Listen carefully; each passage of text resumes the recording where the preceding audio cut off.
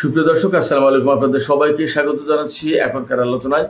আপনাদের সঙ্গে আছি আমি সিরাজুল ইসলাম। দর্শক, হরমুজ প্রণালীতে একটি মার্কিন অ্যাপাচি হেলিকপ্টার বিধ্বস্ত হয়েছে। তবে সৌভাগ্যক্রমে হেলিকপ্টারের পাইলট এবং গানারকে উদ্ধার করা গেছে। কী কারণে এই হেলিকপ্টার ভূপাতিত হয়েছে সে প্রসঙ্গে আলোচনা থাকবে। এরপরে মার্কিন প্রেসিডেন্ট ডোনাল্ড ট্রাম্প নেতানিয়াহুকে হুমকি দিয়ে বলেছিলেন যে ইরানের বিরুদ্ধে যদি হামলা বন্ধ না করা হয় তাহলে তোমাদেরকে ভবিষ্যতে হয়তো একা হয়ে পড়তে হবে, আমরা সমর্থন প্রত্যাহার করে নেব। এই হুমকির পরে নেতানিয়াহু ইরানের বিরুদ্ধে যুদ্ধ বন্ধ করতে বাধ্য হয়েছে। এপাশে ডোনাল্ড ট্রাম্প বলেছেন যে 2-3 দিনের ভেতরেই ইরানের সাথে চুক্তি হয়ে যেতে পারে। কিসের ভিত্তিতে তিনি বলছেন? ওপাশে মার্কিন ভাইস প্রেসিডেন্ট জেডি ভ্যান্স বলেছেন আমেরিকা এবং ইসরায়েলের স্বার্থ সবসময় এক নাও হতে পারে। তাহলে প্রশ্ন আসছে, আমেরিকা কি ধীরে ধীরে ইসরায়েলের কাছ থেকে সরে যাচ্ছে? যদি এই রকম চিন্তা করে তাহলে কেন সেটা করছে? এমন কি ঘটনা ঘটেছে যার কারণে আমেরিকা ইসরায়েলকে ছেড়ে দেওয়ার চিন্তা করছে? সুপ্রিয় দর্শক, এই সমস্ত বিষয় নিয়েই এখনকার ভিডিওতে বিস্তারিত আলোচনা করব। এছাড়া গতকাল ইরান এবং ইসরায়েলের মধ্যে যে যুদ্ধ হয়েছে খুব সীমিত পরিসরে, সে বিষয় নিয়েও কিছু কথা থাকবে। আশা করি আপনারা শেষ পর্যন্ত সঙ্গে থাকবেন। আর ভিডিও ভালো লাগলে লাইক, কমেন্ট, শেয়ার করবেন এবং চ্যানেলটি সাবস্ক্রাইব করে সাথেই থাকবেন। দর্শক, হরমুজ প্রণালী সেখানকার বর্তমান যে সংকট তা নিয়ে তো আমরা সবাই জানি।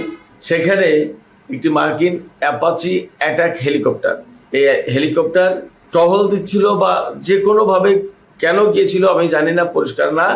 বাট বাস্তবতা হচ্ছে যে এই একটা অ্যাপাচি হেলিকপ্টার সেখানে বিধ্বস্ত হয়েছে।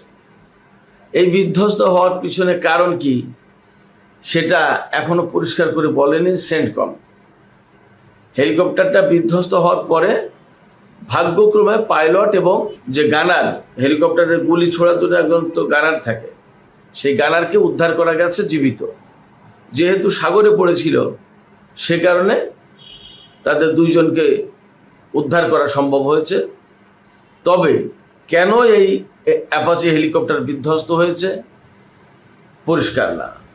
অনেকেই আশঙ্কা করছেন বা ধারণা করছেন যে ইরান হয়তো এই হেলিকপ্টার ভূপাতিত করে থাকতে পারে। ইরান কেন ভূপাতিত করবে? দুটো কারণ হতে পারে। একটা কারণ যে হরমুজ প্রণালী এলাকা ইরানের নিয়ন্ত্রণে বা ইরানের আকাশ সীমার ভিতরে, তার ভিতরে যদি এই হেলিকপ্টার ঢুকে থাকে তাহলে ডেফিনেটলি মিসাইল ছুড়ে হেলিকপ্টার ভূপাতিত করে দিতে পারে ইরান। এটা একটা কারণ। আর এমন একটা কারণ হতে পারে যে এই হেলিকপ্টার ইরানের দিকে অ্যাপ্রোচ করেছিল, অর্থাৎ ইরানের দিকে যাচ্ছিল, ইরানের কোনো নির্দিষ্ট লক্ষ্যবস্তুর দিকে অথবা ইরানের ভূখণ্ডের দিকে বা ইরানের আকাশসীমা লঙ্ঘন করে অনেক ভিতরে ঢুকেছিল। কোনো না কোনো ঘটনা ঘটতে পারে যার কারণে ইরান এটা ভূপাতিত করে থাকতে পারে। কিন্তু রিয়েলিটি হচ্ছে যে এখনো পরিষ্কার করে কোনো বক্তব্য আসেনি কিভাবে এই হেলিকপ্টার ভূপাতিত হয়েছে। আমি ইরানের গণমাধ্যমগুলো মোটামুটি ঘাটাঘাটি করার চেষ্টা করলাম, কিন্তু সেখানে এই সংক্রান্ত কোনো নিউজ দেখলাম না। তার মানে ইরানের পক্ষ থেকে বিষয়টা নিয়ে একেবারেই চুপ থাকা। আর সেন্টকমের পক্ষ থেকেও এখনো কোনো বিবৃতি আসেনি। দেখা যাক সময়ের ব্যবধানে এই ব্যাপারে কি বক্তব্য আসে। তবে হরমুজ প্রণালীর নিরাপত্তা কমপ্লিটলি নিজেদের পক্ষে রাখার জন্য ইরান যা যা করা দরকার তা সবই করবে। এবং ইরানের জাতীয় সংসদের স্পিকার বাকের কলিবাফ এই প্রসঙ্গে তিনি ঠিক এইরকম একটা কথা বলেছেন যে আমরা কূটনীতি নিয়েও আগাবো, আমরা যুদ্ধের ব্যাপারেও প্রস্তুত থাকব, যখন যেটা প্রয়োজন আমরা সেটা তখন ব্যবহার করব। অর্থাৎ ইসরায়েলের সাথে এখন যুদ্ধের প্রয়োজন ছিল, আমরা সেটা করলাম। আবার আমেরিকার সাথে ডিপ্লোমেসির প্রয়োজন হচ্ছে, আমরা তাতেও ফিরে এসেছি। কথা প্রসঙ্গে ইরানের স্পিকারের একটা গুরুত্বপূর্ণ বক্তব্য এখানে উল্লেখ করা দরকার। তিনি বলেছেন আমেরিকার সাথে এই যে আলাপ আলোচনা হচ্ছে, কূটনৈতিক তৎপরতা, তারপরে এক টেবিলে বসে আলোচনা, একটা চুক্তির চিন্তা ভাবনার চেষ্টা, এর কোনোটাই এই কথা মিন করে না বা এটা প্রমাণ করে না বা আমরা এটা নিয়ে বা আমরা এই উদ্দেশ্যে করছি না যে আমেরিকার সাথে সম্পর্ক স্বাভাবিক করব। অর্থাৎ আমেরিকার সাথে সম্পর্ক স্বাভাবিক করার জন্য ইরান আমেরিকার সাথে চুক্তি বা কূটনৈতিক তৎপরতা চালাচ্ছে না। মধ্যপ্রাচ্যে শুধুমাত্র স্থায়ী শান্তি এবং যুদ্ধ বন্ধ করার জন্য এই কূটনৈতিক তৎপরতা বা চুক্তির চেষ্টা করা হচ্ছে, আমেরিকার সাথে সম্পর্ক স্বাভাবিক করার জন্য নয়, একদম পরিষ্কার করে বলেছে। এদিকে মার্কিন প্রেসিডেন্ট ডোনাল্ড ট্রাম্প এই চুক্তি প্রসঙ্গে একটা কথা বলেছেন। তিনি এনবিএর ফাইনাল ম্যাচ দেখে ফেরার সময় সাংবাদিকদের প্রশ্নের জবাবে বলেন যে আমরা ইরানের সাথে একটা চুক্তির খুব কাছাকাছি রয়েছি।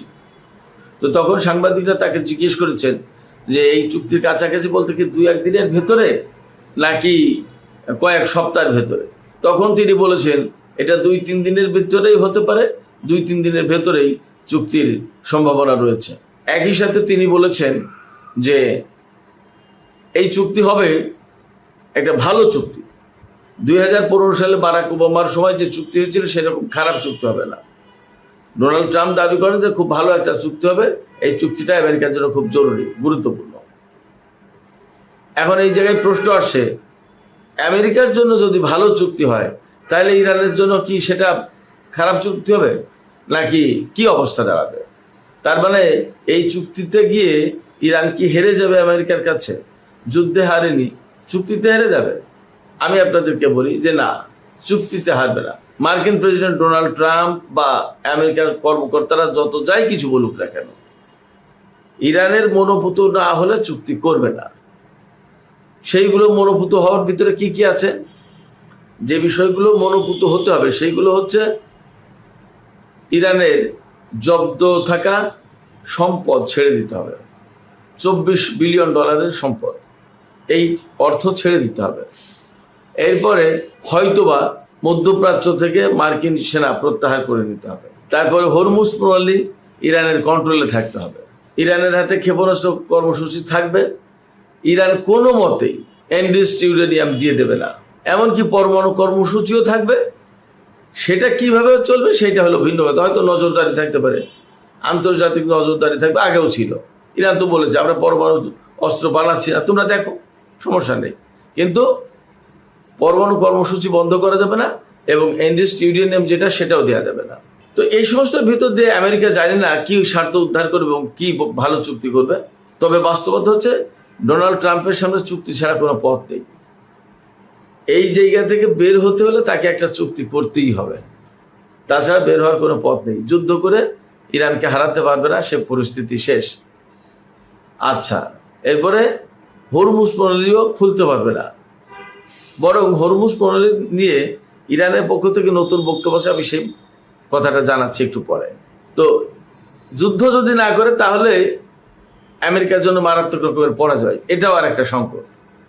তাহলে ইরানের সাথে চুক্তি করা ছাড়া এই যুদ্ধ থেকে আমেরিকার বের হয়ে যাওয়ার কোনো পথ নেই। এবং আমি আবারও বলি, এখানে কেন পথ নেই বলছি, ডোনাল্ড ট্রাম্পকে, রিপাবলিকান দলকে, জেডি ভ্যান্সকে যদি রাজনীতি করতে হয় তাহলে রিপাবলিকান দলের স্বার্থ দেখতে হবে।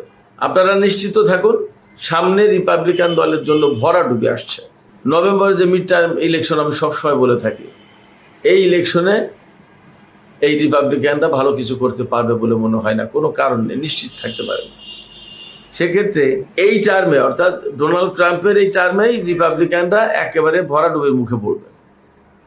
ভরাডুবির মুখে যদি পড়ে তাহলে ডোনাল্ড ট্রাম্পের ইমপিচমেন্টের একটা প্রসঙ্গ থাকবে, দেখা যাক কি হয়। তবে এই যে বাকি সময় ডোনাল্ড ট্রাম্পের আছে ক্ষমতার, এই সময়ে রিপাবলিকান দল আমেরিকায় মারাত্মক চাপের মুখে থাকবে, এদের রাজনীতি ভয়ঙ্কর এবং ক্ষতিগ্রস্ত হয়ে যাবে।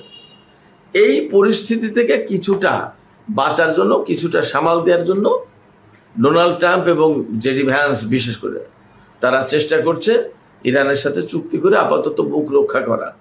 তারা এই চুক্তির পর দেখাবে যে আমরা বড় বিরাট কিছু করে ফেলেছি, কিন্তু প্রকৃতপক্ষে আমেরিকার বড় কোনো স্বার্থ এখান থেকে উদ্ধার হবে না। আমেরিকার স্বার্থ যদি উদ্ধার করতে হয় তাহলে বেসিক্যালি ইরানের স্বার্থ থাকে না, ইরান তার স্বার্থ ছাড়বে না। তবে দেখা যাক, আমরা দেখতে থাকি যে কি চুক্তি আসছে, কি হচ্ছে, আসলে কি হবে এবং আদৌ চুক্তি হয় কিনা সেটাও তো একটা প্রশ্ন। আর চুক্তি হওয়ার মানে কিন্তু এই না যে আমেরিকার সাথে ইরানের বা ইসরায়েলের সাথে ইরানের শত্রুতা চলে যাচ্ছে, এটা যাবে না। বাকির কলিবাব তো বলেছেন স্পিকার যে এই যে ডিপ্লোম্যাটিক যে আলোচনা বা প্রক্রিয়া চলছে, এটার মানে এই না যে আমেরিকার সাথে ইরানের সম্পর্ক স্বাভাবিক করা, জাস্ট একটা প্রক্রিয়া এবং যুদ্ধবন্ধ আর মধ্যপ্রাচ্যের শান্তি প্রতিষ্ঠার জন্য এই কাজ করা হচ্ছে। তো হরমুজ প্রণালী নিয়ে আমি কথা বলতে চেয়েছিলাম, মার্কিন ব্লকেড নিয়ে। আপনারা সবাই জানেন যে এখনো আমেরিকা কিন্তু হরমুজ প্রণালী এলাকায় তাদের ব্লকেড অব্যাহত রেখেছে। যদিও ইরান দাবি করছে বা মাঝে মাঝে ইরান কিছু জাহাজ সেখান থেকে পার করছে, বিভিন্ন দেশের জাহাজ, কিছু কিছু জাহাজ টোল নিয়ে পার করে দিচ্ছে আইআরজিসি। তারপরেও ওখানে ব্লকেড, মার্কেট ব্লকেড কিন্তু আছে। এই ব্লকেড সম্পর্কে ইরানের সর্বোচ্চ নেতার সামরিক বিষয়ক উপদেষ্টা Mohsin Rezaei, major general Mohsin Rezaei, তিনি আইআরজিসির সাবেক কমান্ডার, তিনি বলেছেন যে আমরা এই চুক্তির যে প্রক্রিয়া চলছে, আলাপ আলোচনা চলছে, এইটার আমরা শেষ দেখতে চাই। এইটার শেষ দেখা পর্যন্ত আমরা অপেক্ষা করব। যদি চুক্তি না হয়, চুক্তি করতে যদি আমেরিকা ব্যর্থ হয়, তাহলে আমেরিকার এই ব্লকেড আমরা সামরিক উপায়ে ভেঙে দেব। অর্থাৎ ওমান উপসাগর, আরব সাগর, ভারত মহাসাগরে যে মার্কিন বাহিনী মোতায়েন আছে তাদের উপরে ইরান ব্যাপকভাবে হামলা চালাবে এবং হামলার মধ্য দিয়ে এই ব্লকেড তছনছ করে দেবে। তার মানে ইরান সম্ভবত আর বেশি দিন মার্কিন এই ব্লকেড সহ্য করবে না, বরদাস্ত করবে না। তার মানে ব্যাপারটা যদি তাই হয়, চুক্তি যদি না হয় আর ইরান যদি আমেরিকার এই ব্লকেড যুদ্ধের মাধ্যমে বা হামলার মাধ্যমে অপসারণের চেষ্টা করে, তাহলে সেখানে আর একটা বড় রকমের ভয়ঙ্কর যুদ্ধ শুরু হতে পারে।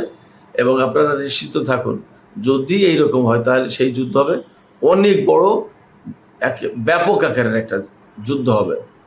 সেক্ষেত্রে আমরা এই মুহূর্তে শান্তির অপেক্ষাও করতে পারি, আবার যুদ্ধের যে প্রশ্ন সেজন্যও আমরা সতর্ক থাকতে পারি, আমরা অপেক্ষা করতে পারি যে আসলে কি হতে যাচ্ছে।